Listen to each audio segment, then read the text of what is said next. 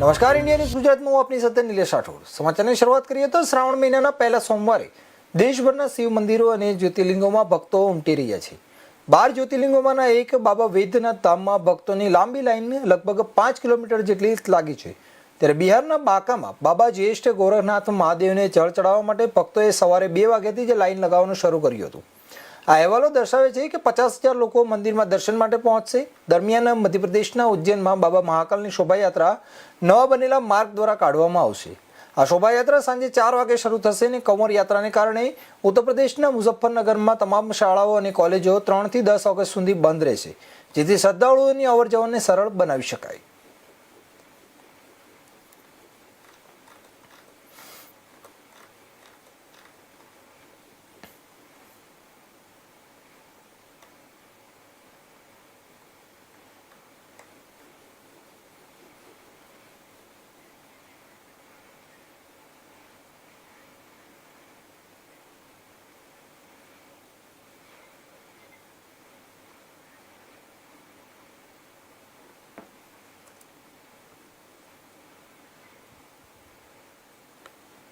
लेकिन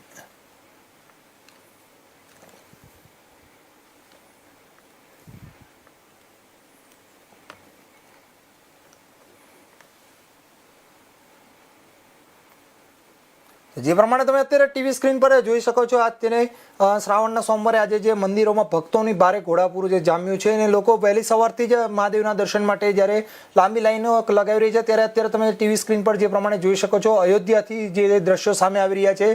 મોટી સંખ્યામાં ભક્તો વહેલી સવારથી જ પહોંચી ગયા છે બાબાને જળ ચડાવવા માટે. ત્યારે તસવીર ઉજ્જૈનથી પણ જે પ્રમાણે સામે આવી રહી છે, ઉજ્જૈન, વારાણસી, તો ત્યાં પણ વહેલી સવારથી જ લોકો મહાદેવને જળાભિષેક કરવા માટે પહોંચી ચૂક્યા છે. ત્યારે શ્રાવણમાં મહાદેવની પ્રાર્થના, પૂજા અર્ચનાનો એક અત્યંત મહત્વ રહેલું હોય છે. ત્યારે વહેલી સવારથી શિવ ભક્તોમાં આજે આ જળ ચડાવવા માટે ને જળાભિષેક કરવા માટે પહોંચી ચૂક્યા છે. ત્યારે બીજી તસવીર તમે જે પ્રમાણે જોઈ શકો છો વારાણસીથી, તો ત્યાં પણ શ્રાવણની શરૂઆત થતાં જ દરેક શિવ ભક્તોમાં તમામ મંદિરોમાં ઘોડાપૂર જોવા મળી રહ્યું છે. ત્યારે આ સાથે જ આગળના દ્રશ્યો તમે જે પ્રમાણે જોઈ શકો છો પ્રયાગરાજથી, જે આ પ્રયાગરાજમાં પણ ભક્તોની ભારે ભીડ જોવા મળી રહી છે અને વહેલી સવારથી જે લોકો મહાદેવને જળાભિષેક તેમજ એક દર્શનની ઝાંખી કરવા માટે પણ વહેલી સવારથી જે લોકો લાઈનમાં ઊભા છે.